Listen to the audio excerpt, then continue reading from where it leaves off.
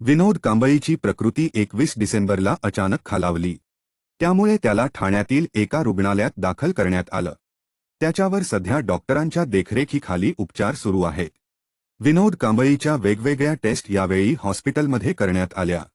या टेस्ट केल्यानंतर समोर आलेल्या मेडिकल रिपोर्टमधून धक्कादायक खुलासा झाला आहे.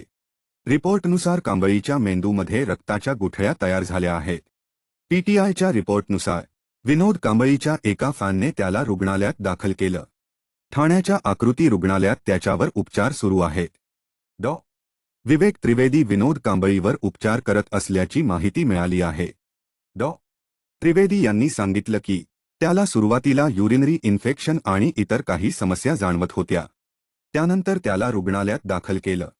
मेडिकल रिपोर्टमध्ये त्याच्या मेंदूमध्ये रक्ताच्या गुठळ्या झाल्याची माहिती मिळाली. विनोद कांबळीच्या आजाराचं निदान तर झालं आहे, पण हा आजार किती गंभीर आहे हे अद्याप समोर आलेलं नाही. रुग्णालयातील डॉक्टरांची एक टीम विनोद कांबळीच्या प्रकृतीची काळजी घेत आहे. पुन्हा एकदा 24 डिसेंबरला त्याच्या काही मेडिकल टेस्ट करण्यात येतील. त्यानंतर त्याच्या उपचारांच्या बाबतीतला निर्णय घेण्यात येईल. दरम्यान रुग्णालयाच्या प्रभारी अधिकाऱ्यांनी एक मोठा निर्णय घेतला आहे.